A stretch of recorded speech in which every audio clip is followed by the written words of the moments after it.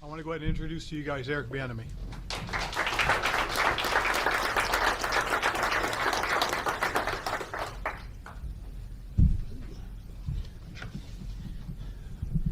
A little height challenge here. Good afternoon. First and foremost, let me just say this. It was an amazing 10 years opportunity to work for the Chiefs organization. So it goes without saying, I'd like to thank Clark Hunt and the whole entire Hunt family. I'd love to thank Mark Donovan, our team president with the Kansas City Chiefs, Brett Veach and his staff, and of course, Coach Reed. It's been an amazing journey, getting to this point and having the success that we've had over the years. But now it's time for a new challenge. And looking at these guys up front, Eric Bieniemy is fired up. He's fired up. And you guys will figure that out real soon. I also like to thank Jason, my man Mayhew, Stokes, and Coach Rivera for giving me this opportunity to accept this challenge. But also, I'm just looking forward to helping us to climb to the next level. And one thing you guys are going to learn about me, I'm going to bring some energy, and we're going to have a lot of fun doing it. But there's a journey that needs to be done, and we'll start that process. So with that said, I'm all ears. First question. I thought you would be the first, Miss Nikki, since you jammed me up at the Super Bowl. Eric, John Keim, ESPN. Why Washington? What appealed to you? What appealed about this job to you? Why not Washington? Look at all the talent. Look at the players that they have. Okay? Look at the guys that they have on defense. So I'm excited about this opportunity. I've known Coach Ron now since 1999. So relationships mean something. I've known Coach Mayhew for a number of years, and that means something. I've known Mr. Stokes for a number of years. And so I have no doubt about what they're building here. Obviously, they went to the playoffs in the previous year. So they were basically real close this year of going. So I have never, ever backed down from a challenge. So I'm embracing this challenge. I'm fired up. I'm excited. I'm excited when it's time to start talking ball with these guys, to start getting to work. But when it's all said and done with, why not Washington? And did you feel like if you wanted to elevate to being a head coach one day that you had to make this kind of a move to kind of put your own full stamp on an offense? Being a head coach right now is not in my thought process.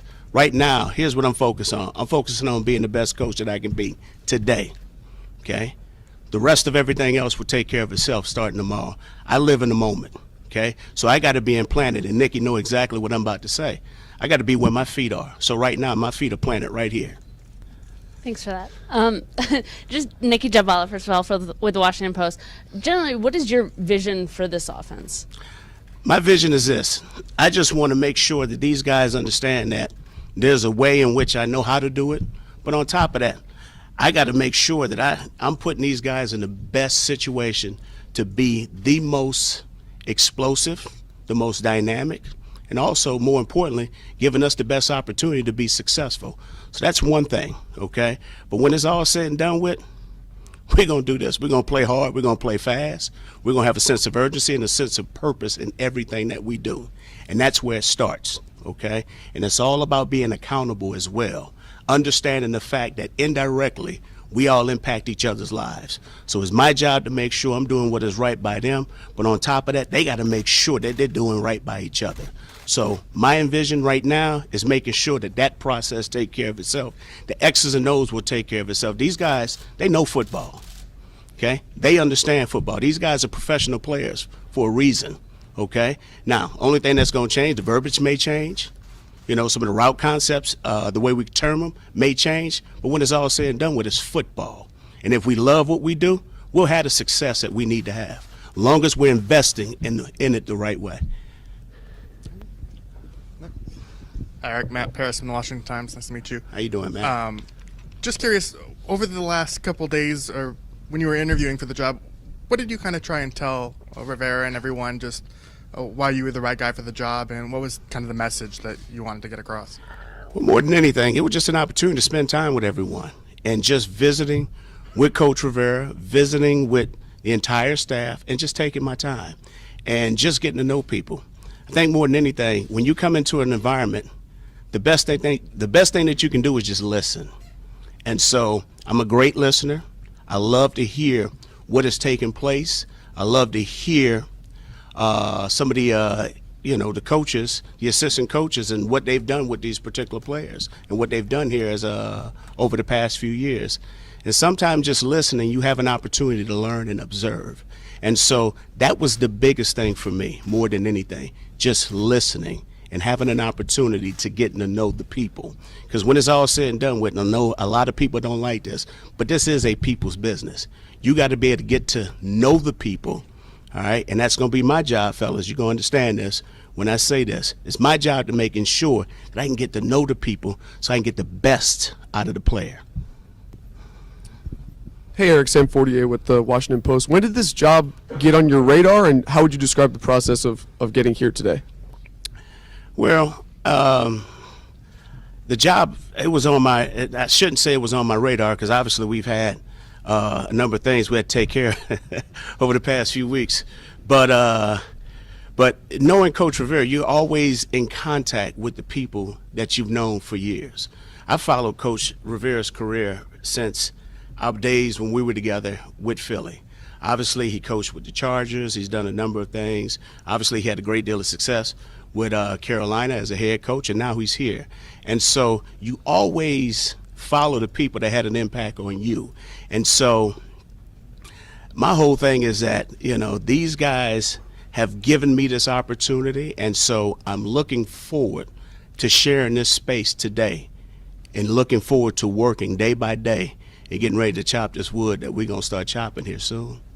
And specifically, what are the main differences and responsibilities from KC OC to OC here? Well, the difference is this, is that now I'm the offensive coordinator here, okay? The rest of the stuff, me and Coach Rivera, we're going to work that out. I'm just excited and fired up about the opportunity of getting to work with these men up front. Hey, Eric. Pete Haley with NBC. You keep referencing a lot of players who are here. Just what are some of your general thoughts about the roster and the talent that's available to you now? Well, personally, I have a lot of thoughts. And I can sit here and point out all the great things that some of these guys have done throughout their career. But that's not important right now. What's important is this. I got to evaluate every player on this roster. And I haven't had an opportunity to do that. Okay, a lot of these guys I've talked to at the Combine, I've followed their careers, and obviously we've played against each other, so I've had an opportunity to watch some of these guys play. So obviously there's some talent here, but I'm going to do my job with Mr. Mayhew. On top of that, with Coach Rivera, Marty Herney, and Stokes, just making sure that we're doing the right things and making sure that we're evaluating and doing what is right for the organization, for the team moving forward. And a lot was made maybe about how Andy called the plays in Kansas City. What was your role necessarily? But here, you're going to be the main guy. How do you anticipate that? And do you think that is going to be a challenge, or is that something you're really ready for? Fired up for it, bro. Fired up and excited. Michael Phillips from Richmond. Did you have a chance to talk to ownership during this process, and did you get any questions answered about the sale process and how that impacts things? So Coach Rivera was the lead person in this hiring process, obviously. I've had an opportunity to spend time with Mr. Wright and Mr. Mayhew, just like I said. But when it's all said and done with all that stuff, that's not my job title, okay? Those guys will take care of that. NBC Sports Washington. How important was it for you to have the assistant head coach title kind of on top of OC? Well, I think it's very important for a number of reasons, and the beauty of it is me and Coach Rivera will work through that. At the end of the day, Eric Bieniemy is a ball coach. At the end of the day, Eric Bieniemy wants to know the people who he's going to work with.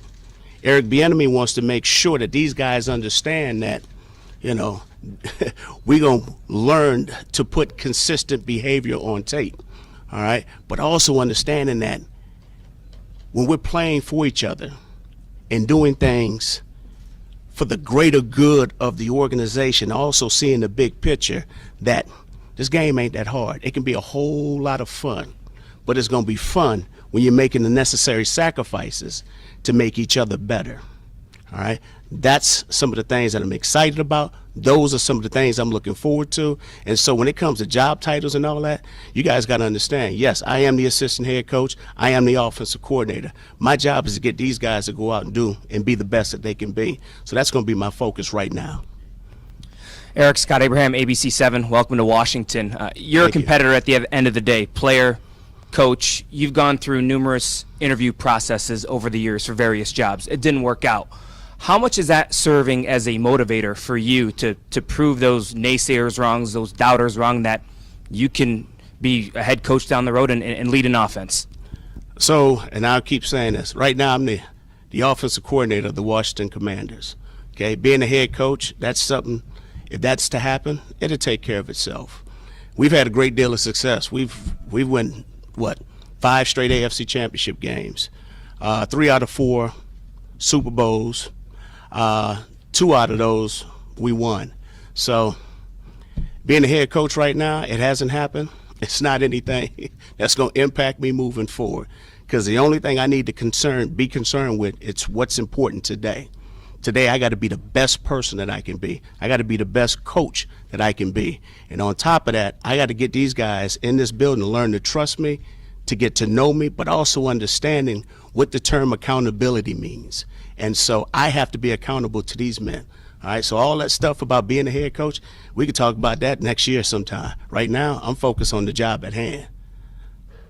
On your response, you said the players, you need them to trust you. Yes, sir. How is that process? How do you get them to trust you, to buy in what you're selling? Great question. That's about developing relationships, okay? And you got to get to know the people. And that's one thing I think that gets lost in this profession. Just because they're professional football players don't necessarily mean you can't get to know them. These are the same guys that played high school football. These are the same guys that played college ball. These are the same guys that was drafted. I've been through that process, okay? So at the end of the day, the only thing that you want to do is get to know the people that you're working with. And once you get to know the people, now it gives you an opportunity to motivate and inspire. Everybody takes information different.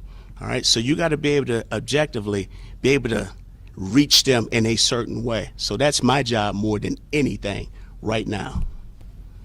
Hi, Eric. Heather McDonough, NBC4. Also, welcome to Washington. Thank you. Was it going to need to be, what was it going to need to be, I guess, for you to leave Kansas City, a place that you had so much success? What kind of deal was it going to have to be, whether it's the play calling, to leave such a great situation that you seem to be in? So I'll say this. In 10 years, we've had a great deal of success, all right? For the past 5 years, I've been the offensive coordinator. We've had a great deal of success. It's been 10 years. I was blessed and fortunate to have that opportunity and share that space with some amazing people, okay? But one thing in this profession you learn, comfort is the enemy of progress, okay? So when it's all said and done with, I don't like being comfortable. So I'm about accepting challenges and moving forward. So this presents a challenge to me, all right? Also, it presents a challenge to come and work with such a great head coach and a head man. But on top of that, I'm willing to embrace this journey, okay? And my job is to embrace this journey with the people that are in this building right now, okay? Embrace this journey with Mr. Wright, with Mr. Mayhew, with Mr. Rivera, all right, and Mr. Stokes, wherever he is. And there's a great deal of coaches on this staff. We're going to embrace this journey together, and we're going to make it happen. We're going to have some good days. We're going to have some bad days. But you know what? That ain't going to change our behavior. That ain't going to change our focus, and that's not going to change our determination. So we're going to focus on the prize, but we're going to focus on the prize one step, one play, and one day at a time. I think another group, which is real quick, ready to embrace the journey, are the fans. Do you have a message for the fans who are probably very excited to have a Super Bowl champ coming to town? Well, I'll just say this. I think it's Hail Commanders. Did I say that right? Maybe I ain't said that with enough enthusiasm. Hail Commanders, right? And I normally would say it in a different term, but we got to make sure we get a little bit more comfortable with each other throughout the course of the year. But like I said, I'm fired up. The fans should be fired up about this. And the only thing I ask, just be patient. Nothing happens overnight. We're going to build it. And like I said, the important thing is making sure that we're doing it the right way. It's going to be hard. It's going to be a hard challenge. In anything in life, if you want to be the best, it has to be hard, okay? And it doesn't have to always be perfect. At the end of the day, if you learn to strain and if it's important to you, you'll find a way to get it done, all right? But that's what this process is going to be about. And it starts with OTAs in phase 1. It starts in OTAs in phase 2. It starts in OTAs with phase 3. Then it goes to that vet minicamp, all right? And then on top of that, we get some time off. Then we go to training camp, all right? And training camp is that time when we start building together with all the blood, sweat, and tears that we're going to share. We're going to have good days. We'll have bad days. There's going to be some days, Jack Del Rio and his defense, they're going to beat up on us, okay? The only thing I want to know is how we going to respond, okay, and handle the adversity when presented with that. That's how you measure good teams, and that's what this is about. Like I said, I'm ready to embrace this journey. I'm fired up. I'm excited about this moment, and like I said, I'm looking forward to it. Eric David Aldridge with the Athletic. Mr. Aldridge, it's Yes, nice sir. to meet you. Welcome to DC, my man. What are your non-negotiables as an offensive coach, as a coordinator with your players? Lack of details, and understand this. I say that, and nothing is ever perfect, okay? But one thing that's very important to me is learning to make second effort a habit. So if you can't play with any effort, I got a personal problem with that, because it requires no God-given ability to play with second effort. And I'll say this once again, all right? Everybody in this league gets paid, and you don't necessarily always have to win pretty.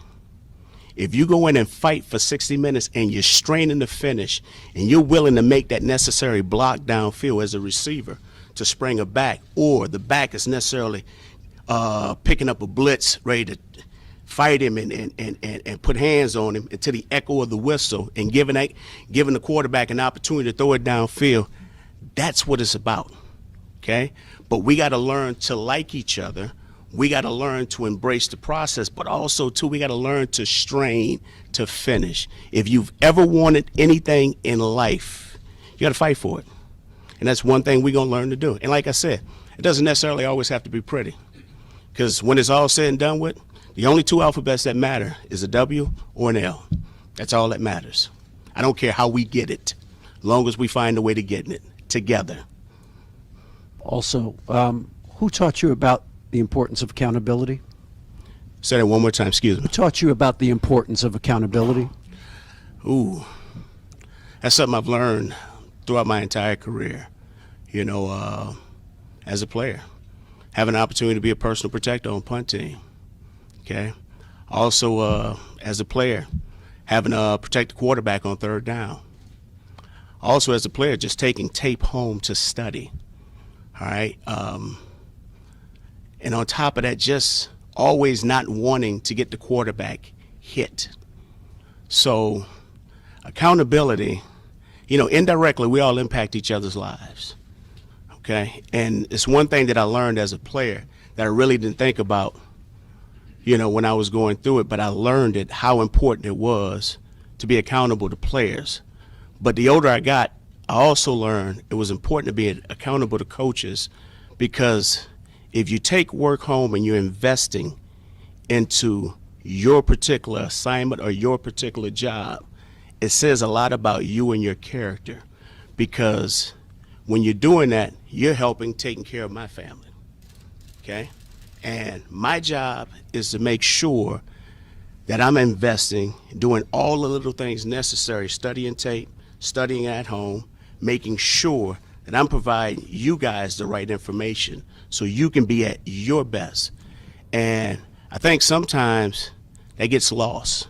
So I learned that many moons ago when I was playing in the league, that you have to be accountable to one another, because what I do directly impacts your job. It impacts your future, just like what you do impacts me.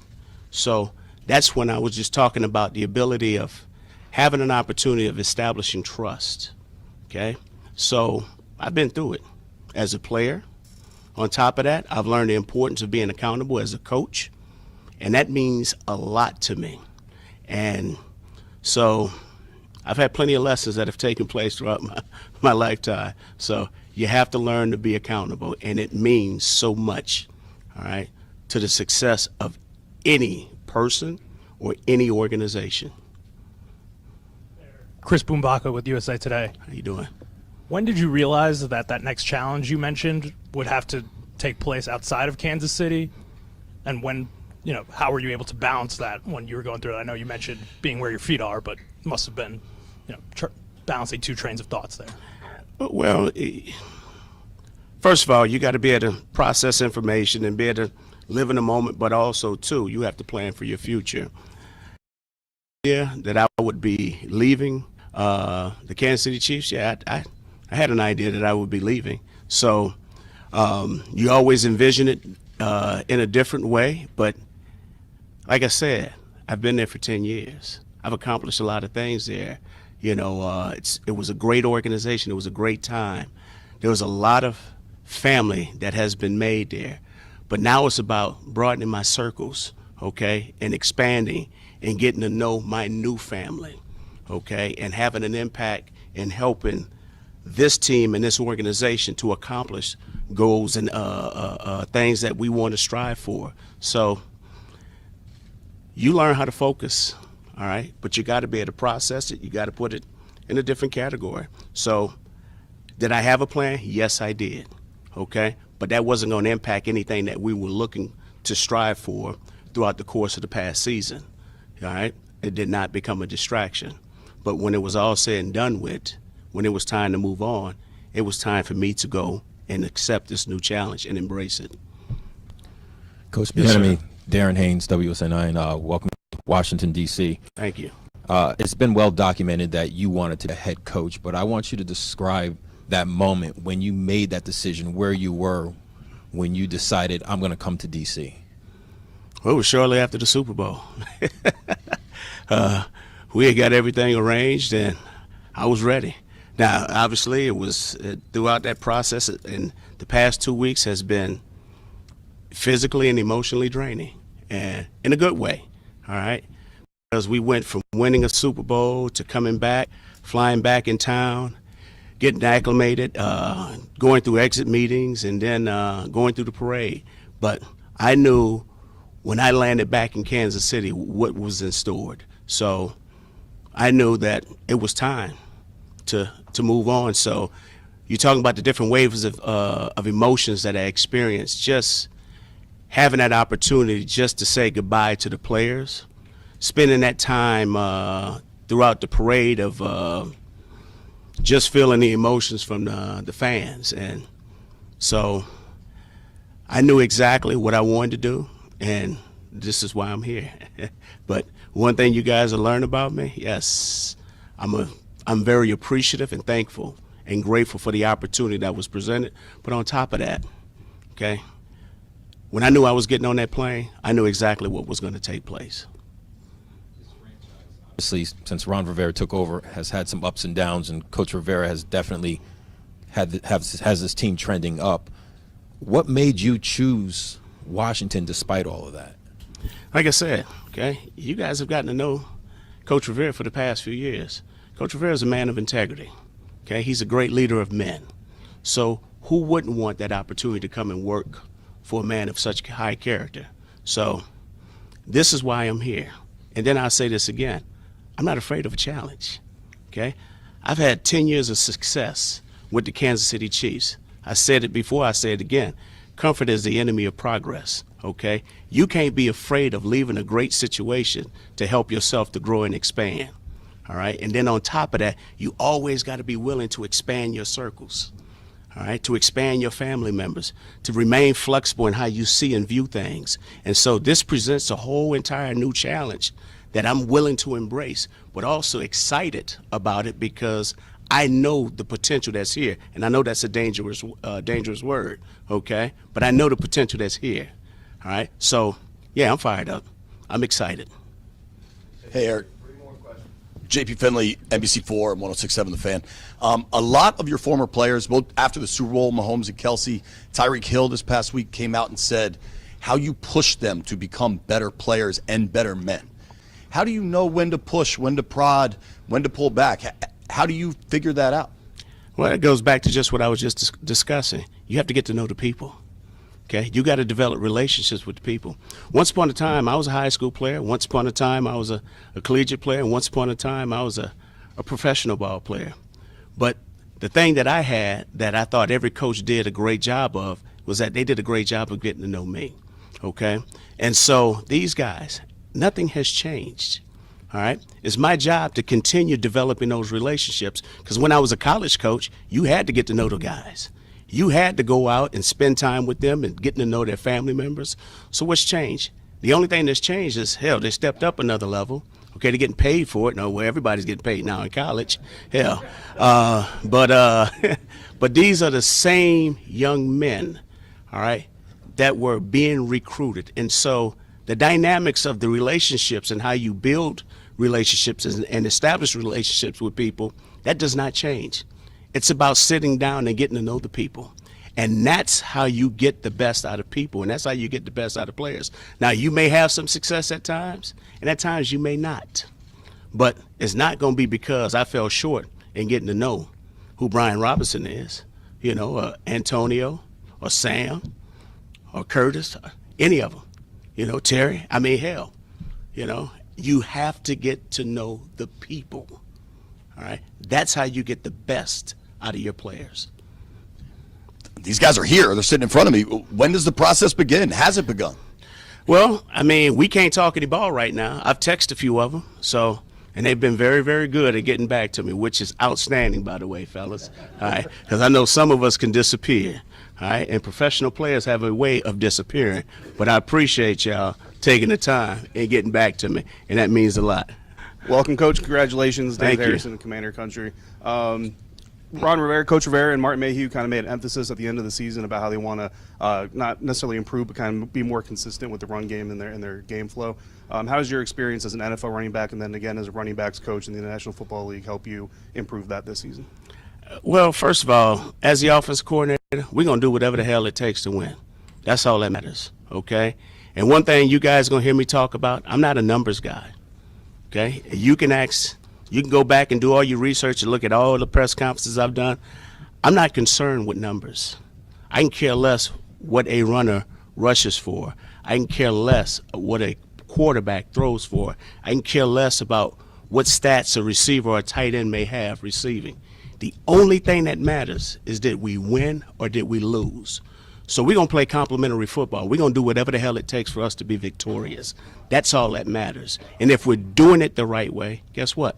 The numbers will take care of itself. Hey, Eric.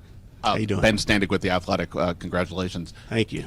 I know you said you're focused on the moment. You're not worried about the past or the future. I think a lot of your supporters, though, are not quite caught up to there yet. There's still people who are upset that you were not given the opportunity to be a head coach and don't love the journey to this point. What do you say to those people who are still fighting the fight of why you should be a head coach? Well, I'll say this, and kudos to them, and everybody's entitled to their own stance and their own positioning. My job is to eliminate all the distractions, okay? My focus right now is here and now. I can't worry about things I can't control. The only thing I can worry about right now is taking care of the business at hand. That's handling this press conference. After this press conference, we're going to keep it moving. We're going to start getting to some football stuff. The rest of everything else, as far as this journey is concerned, that will take care of itself along the line. Congratulations. Thank you. Andy Reid being one of those people who's been one of your supporters, what did Andy and Patrick Mahomes do to kind of make you a better coach and put you in position to succeed here? Well, my relationship with Coach Reid goes back a number of years. It goes back to when he was recruiting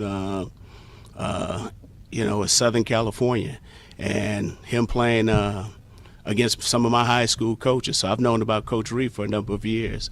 And Coach Reid has had a huge impact on my career. Obviously, I had an opportunity to play for him.